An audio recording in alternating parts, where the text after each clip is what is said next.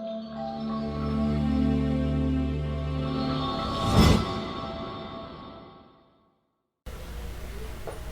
mga kasikit, nandito tayo ngayon para i-check natin at bigyan natin ng daan yung request ni Rizal Sardan 1 month ago na ito. Sir, pwedeng gawin ninyo yung mga ginagawa ng mga Indiano sa mga street LED? Yes ma'am, so ito yung pag-uusapan natin ngayon dito kung paano natin magagawa. So unang-una ay kailangan maintindihan muna natin, no? So mayroon tayong datasheet dito ng WS2812B. Mayroon siyang special notification dito na 5 volts lang dapat ang ating gagawin, and then maganda rin mga kasikit dahil mayroon siyang mga instructions dito, clear instructions dito na ating susundin. 5 volts lang talaga siya, or otherwise masisira daw siya. So ito mga kasikit, basahin lang natin ang mga kanyang mga notes dito. So okay naman, so 5 volts lang talaga mga kasikit. So ang kanyang illustration ay ganyan lang. So mayroon siyang supply, mayroon siyang ground 5 volts, and then data. Okay mga kasikit, so titingnan natin kung paano natin maintindihan dito sa video na ito. I-discuss ko ang kanyang technical aspect mga kasikit, kung paano umiilaw ang LED na to. Subukan natin mga kasikit. So mayroon siyang connections dito na nilagay ko, which is yung positive, magagaling yan sa 5 volts, and then yung ground papunta dun sa puti yan mga kasikit, puti na wire. Tapos yung red, yun yung 5 volts, and then yung green, yun yung papunta dito sa control ng Arduino, which is ginamit ko yun yung pin 3 mga kasikit. So titingnan muna natin ang kanyang datasheet. Ito nga mga kasikit. So ano ba ito? So mahaba, pagbabasahin ko ito lahat mga kasikit. So tingnan lang natin yung mga important na kanyang mga kailangan. So nangangailangan siya ng ano ito? So iba yung kanyang communication mga kasikit. Mayroon siyang protocol na NZR. Hindi rin ako familiar yan mga kasikit, pero hopefully diniscuss niya rito. And then dito tayo mga kasikit. So TOH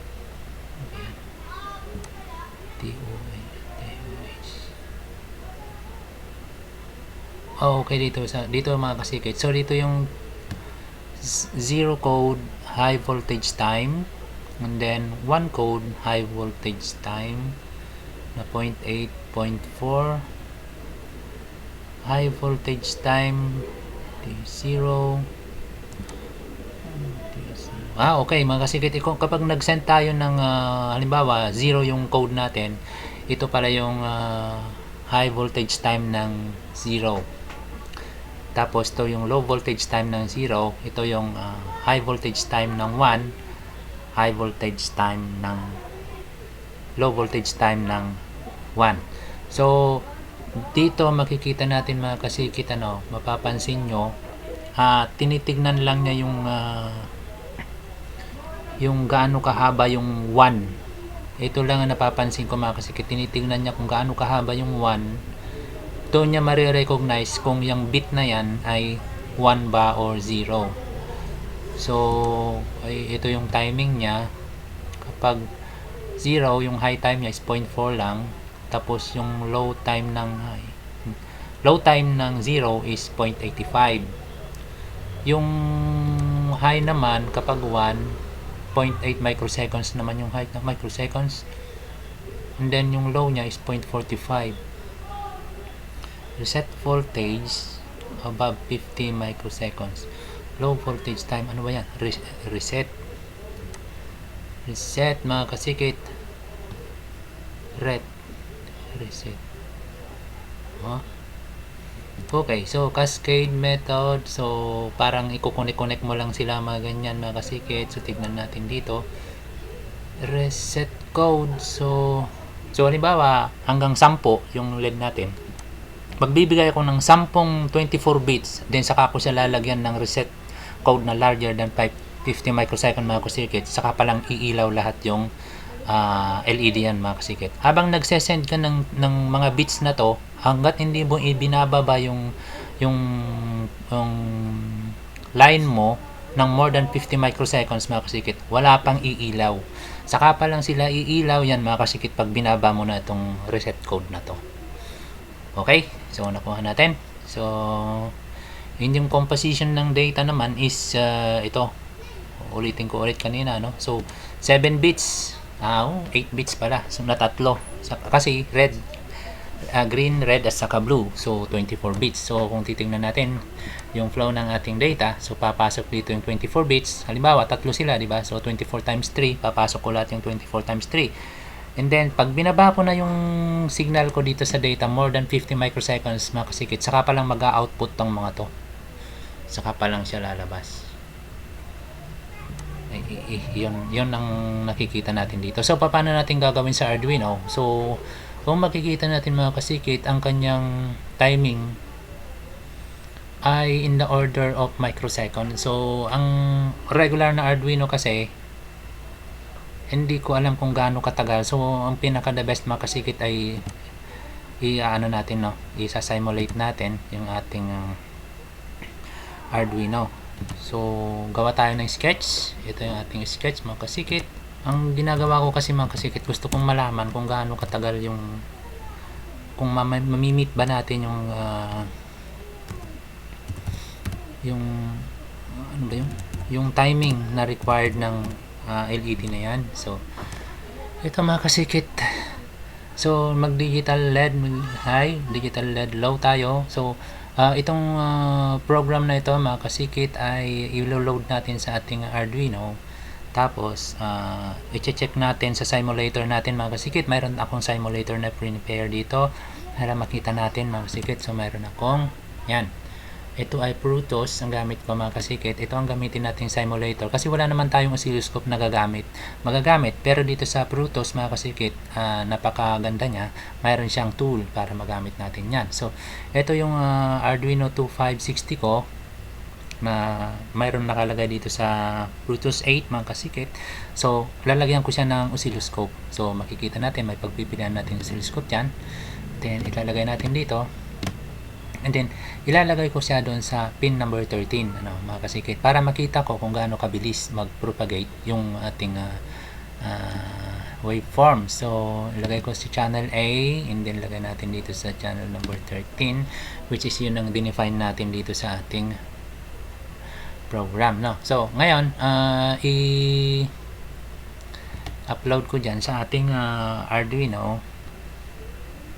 Okay, so loaded na. Kaya lang hindi yan ang ating titignan mga kasikit. So paano natin malalaman kung ano yung isa-simulate na program? So watch nyo lang mga kasikit kung paano ko kinukuha yung code dito. So yan. Tapos kunin natin yung hex file nito mga kasikit. Kasi ito yung kailangan natin makuha para pa-simulate natin kay Prutos. So Control C and then minimize. Then pupunta tayo dito kay Prutos, double click natin si Arduino 250. Ayan, tapos mayroon siya dito sa program file mga kasikit. Ilagay natin yung kinopya natin yan mga kasikit. So ganyan ka versatile si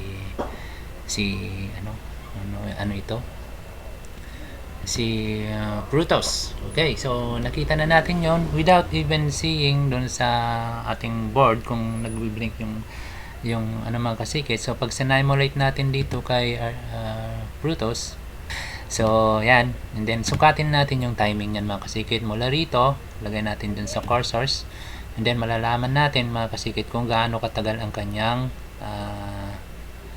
1 millisecond. So napakatagal mga kasikit, wait lang, 1 millisecond yung 1 millisecond pala yung nilagay ko. Okay, so microseconds yun sa mga kasikit. So okay, tama siya. So wait lang mga kasikit, at i-off ko ito. Kasi nga naglagay ako ng 1 millisecond. Okay, so subukan natin mga kasikit kung kaya niya ng 1 microsecond. So, tinitingnan natin kung kaya niya ng 1 microsecond. Actually, malaki pa nga yung microsecond eh. So, pero ito na yung pinakamaliit na kaya ng Arduino. And then, all you have to do dito naman is verify na lang. Hindi mo na kailangan i-load. Then, i-run mo ulit ito dito sa may Brutus. So, ang ganda mga kasikit, parang mayroon tayong sariling scope. So, yan, okay mga kasikit. So, kailangan kong i-post ito kasi kakain siya ng kakain siya ng processor time mga kasikit habang nagsa-simulate. So, kailangan natin i-post.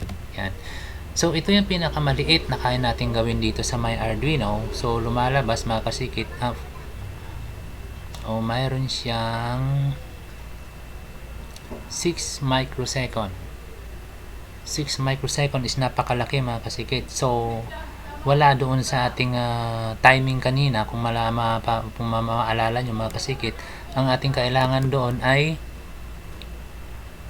0.4 pinakamababa mga kasikit, and then 0.85 microsecond ang pinakamalaki.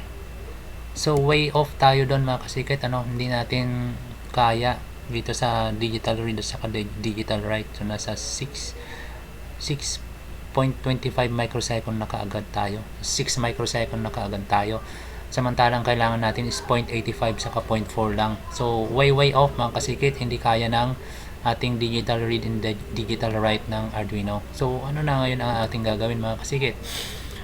But wait, mayroon pa tayong magagawa mga kasikit. So mayroon tayong direct port manipulation na para dito sa Arduino, which is yun ay pwede natin i-access yung mga pins ng Arduino. Hindi tayo gumagamit ng extra code mga kasikit. Ito kasi yung digital write code na to mga kasikit, kumakain na kaagad ng time yan eh. Kapag direct naman i-manipulate natin yung pins ng Arduino, makakasave tayo ng time. So paano natin gagawin yon? So okay, so ita-transfer ko tong wire na to, ikakabit ko siya kay number 3, which is number 3 ay PE5, port E5. Yan mga kasikit, maraming ports kasi yan mga kasikit. Yung Arduino, yung ating microcontroller ay maraming ports. So paano tayo pupunta sa direct port manipulation? So sa direct port manipulation mga kasikit, hindi na natin kailangan to. So okay, anong gagawin ko? So DDRE, yan ang kanyang tawag nito, yan ang kanyang command mga kasikit. DDRE, tapos binary, ano pang output ko? So PE5 yon. So 7654321 Ayan. So ito mga 0, 1, 2, 3, 4, 5, 6, 7. So 8 bits yan mga kasikit. So, sinasabi ko kay Arduino ay make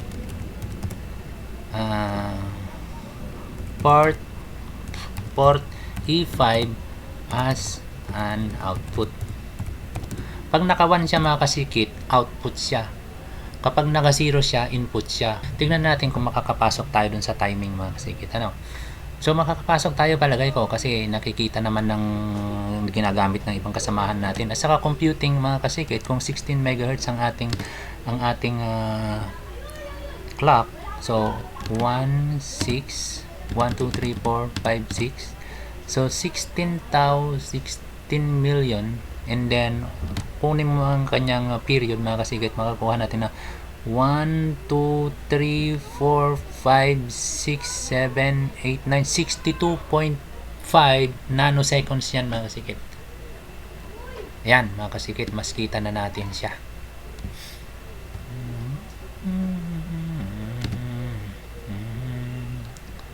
Yan. So ito makikita na natin mga kasigit, ang liliit. So 62.5 nanoseconds dapat yan mga kasikit. So makita natin from that point to this one, 62. Yan, 62.5 nga mga kasikit. So okay, ano ngayon ang gagawin natin? So mag-compute tayo. So kailangan na mag-compute natin. So 62, ano nga ba yun, nasa, wait na makasikita, nalilito na ako. Ayan. So, yung high muna, high ano. So, ito yung high, 0.8 microsecond dapat ang kailangan natin sa kanya. So, mayroon tayong gawin natin 0.8 divided by 0.0625 nanoseconds mga kasikit. Ano? Para malaman natin kung ilang 0.0625 ang gagawin natin pulse para makapag-arrive tayo sa 0.8. Tama ko? Tama. So, 12.8 cycles mga kasikit. 12.8 cycles na 1 para umabot tayo ng 0.8 microsecond para makapag-send tayo ng 1 high. Okay. So, tingnan natin. So, dito, kailangan natin ng ilan yun? Kailangan natin ng 12.8, 13 mga kasikit. So, 13 na 1. And then, kailangan natin bumaba ngayon yan. Gawin natin yung number 5 na 0. Gaano naman katagal yung 0 ngayon yan? Ang katagal niyan ay sa 1 tayo, ano? Sa T1 high code, T1 low, 0.45. So, okay. Same calculation mga kasikit. 0.45 divided by 0.0625 ay 7.2. So, 7 na 0 mga kasikit. Okay, ito yung ating data na 1 mga kasikit. Ang dami ano. So, check natin mga kasikit kung talaga bang lumalabas yan, data na 1. So, all you have to do is verify lang, compile lang niya. Then, pagkatapos niya ma-compile, saka tayo ulit simulate kay Brutus. So, ito 1 yan. Check natin. Okay, check natin mga kasikit. So, from here, pupunta sa dito is 0.8. 0.8. And then, yung zeros natin ay kailangan 0.4. Hindi siya pumapasok sa 0.4 mga kasikit. So, pag tinitingnan natin yung ating buong period mga kasikit, from 0 papunta dito is bakit hindi siya pumasok? So, babawasan natin mga kasikit yung low. So, clear or pumapasok siya ng 1.49 ang kanyang period. Titingnan nga natin mga kasikit kung pasok din siya doon sa transfer time 1.85. Pasok ba? 1.85, 1.49. Pasok siya mga kasikit. Okay. So, as long as tama to 0.8, di bali na dito. Pasok pa naman siya doon sa timing. Okay. So, yan ang 1 natin mga kasikit. And then, paano natin malalaman yung 2?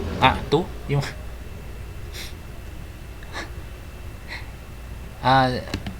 Yung 0 mga kasikit. Okay, sorry.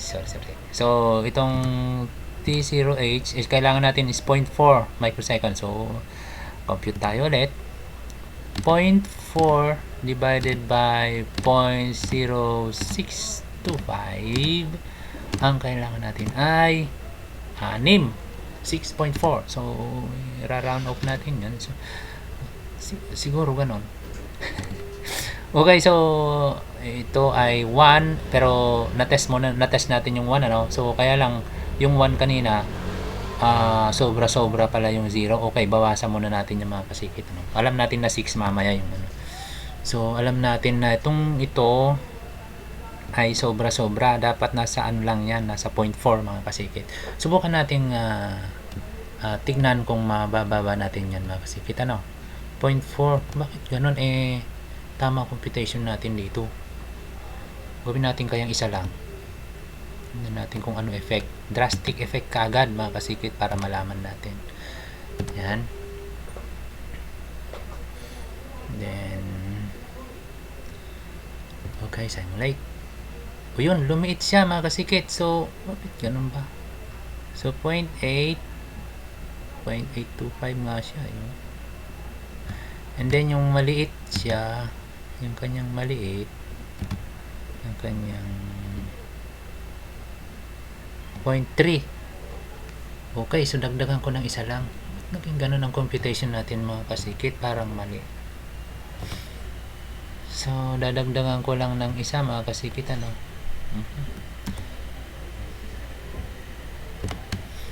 Yan, then uncomment. Okay, then try to simulate. Titingnan natin kasi parang sablay na siya mga kasikit, wala siya dun sa tama eh. O ako ang wala sa tama.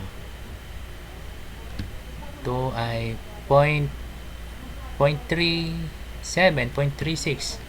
Isa pa mga kasikit, tingnan natin ano. Mali yung timing, pero yung computation ng 1 tama siya. Bakit ganon? So isa pa nga. Ha? Then try natin ulit. Sorry mga kasikit, humahaba ito ano, kasi medyo masalimot itong tinitingnan natin ngayon kung paano natin magagawa yan. Ayan, pumasok na siya. 0.425, okay lang yan mga kasikit. So ganun. Bakit ganun? Mali ang computation, naging 3 lang.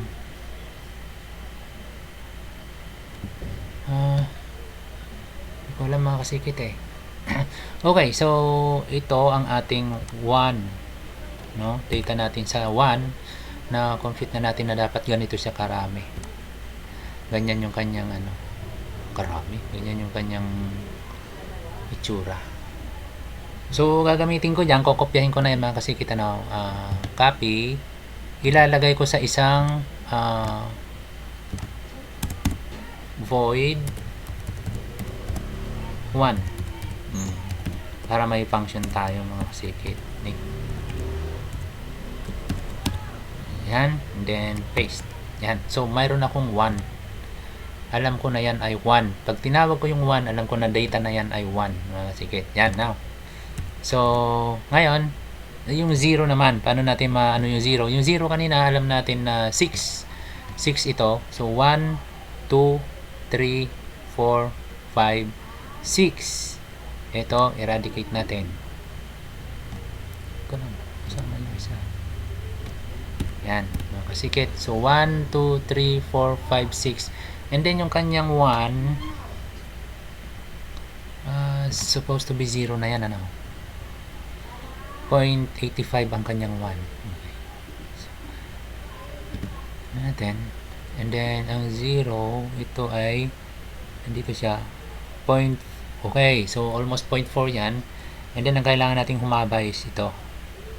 Yan, doblehin natin yan. Kasi 0.85 yun eh. So doblehin natin yung 0.85. So ayan, 0.85 natin. Doblehin natin ang bilang nito. So 6.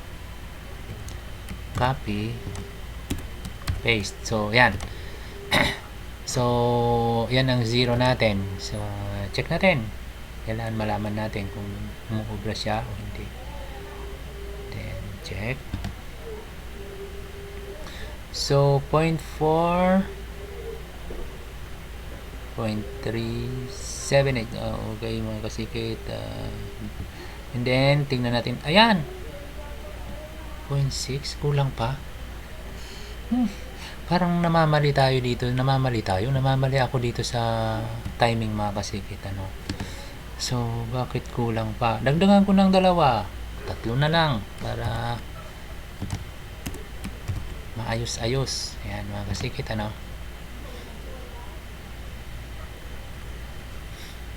Then gagawin ko, ganun din ang gagawin ko kanina mga kasikit, katulad ng ginawa ko dun sa 1.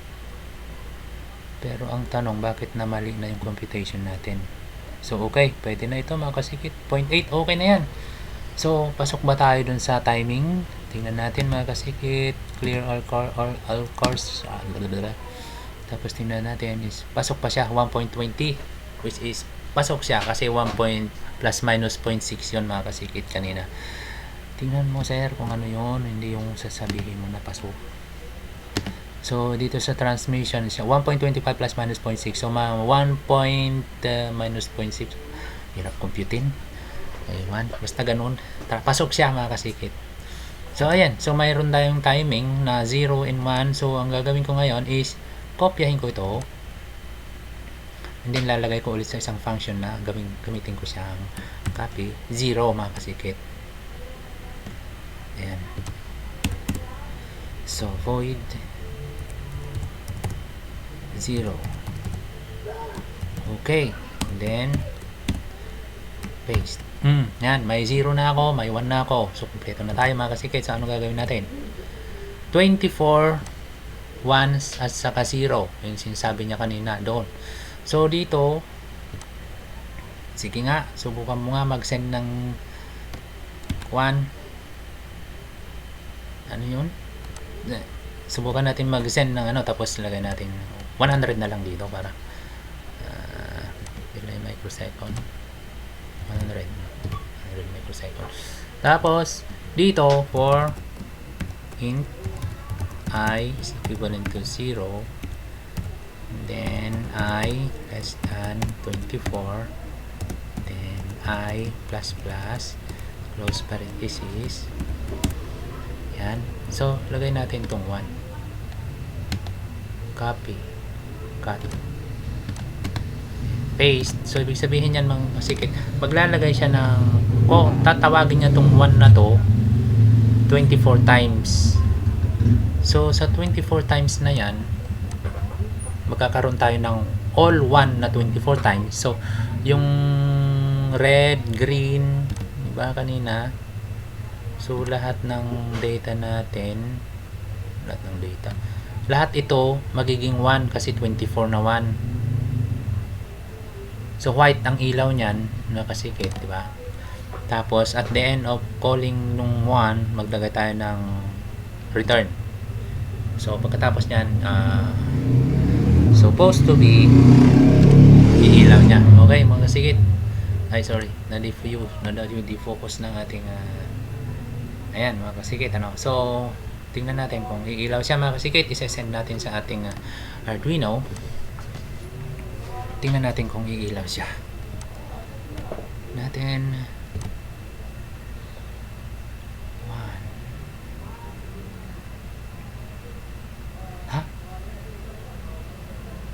1. Tama. Isa lang yung umilaw. Kulay puti, mga kasikit. So, okay. Pwede. Paano kung gusto ko 3 leg? Okay, so kung 3 LED ang gusto mong iilaw, 24 times 3. Yan natin mga kasikit 24 times 3 equals 72. And then after 72, mayroon tayong return. Supposed to be 3 diode ang ilaw dyan mga kasikit. Kung tama yung timings natin, 3 diode ang ilaw dyan. Tama mga kasikit. Tama. Gusto kong 5. Tingnan natin mga kasikit kung sa 5 ilaw kung tatama yung timing natin, no? 24 times 5, 120. Okay, so lagay natin dito 120. So dapat 5 ilaw ang tatakbo dyan.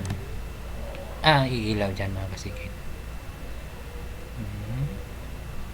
Tama mga kasikit yung timing natin. So 1, 2, 3, 4, 5. Puro puti.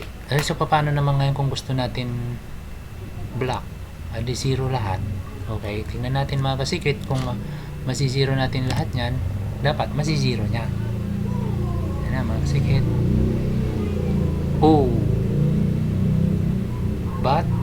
Ba't nagbi-blink-blink mga kasikit? Hindi nyo siguro nakikita dyan, pero wait lang hinaan natin ang ilaw. Ayan, nakikita nyo mga kasikit, nagbi-blink-blink siya. So maybe okay, siguro since may interrupts tayo mga kasikit, meron kasi tayong sa assembly clear interrupt para walang tatakbo na timings. And then set interrupt enable, and then clear interrupt, and then disable natin, enable natin ulit yung interrupt,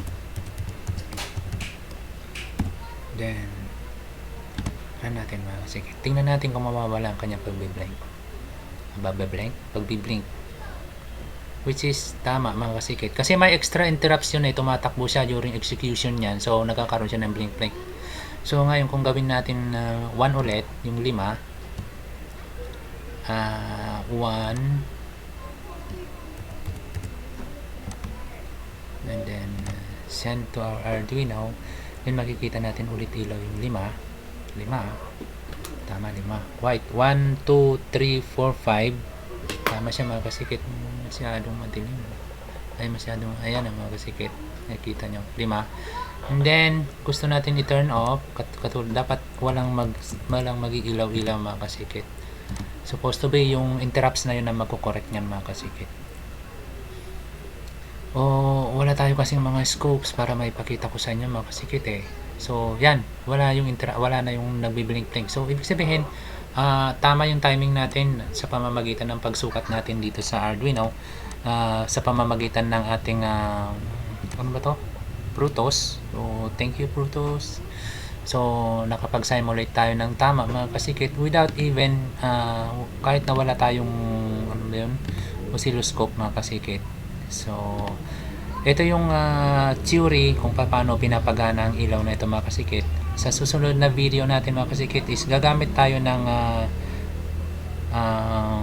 library na, or gusto natin sa susunod na video i-discuss ko rin kung paano natin mababago yung mga ilaw mga kasikit, para at least kahit paano alam natin kung paano nagwo-work ang ganitong strip lights, paano natin makokontrol without using, kahit na hindi tayo gumagamit ng library mga kasikit, mamano-mano natin mapailaw ang mga ilaw nito sa pamamagitan lang ng pag-simulate natin sa Arduino. Okay mga kasikit, sa susunod na video is gagamitin natin yung manual pa rin na pag-control ng ilaw-ilaw pero different colors naman. And then after that mga kasikit, wag na tayo magpakahirap, gagamit na tayo ng library na ginagamit actually ng developer nito, ng mga nagsishare para madaling magamit ang mga LED strips na to para makagawa tayo ng magandang display ng strips. Okay mga kasikit, maraming salamat sa panonood at sana po mag-subscribe kayo ulit mga kasikit. Maraming salamat.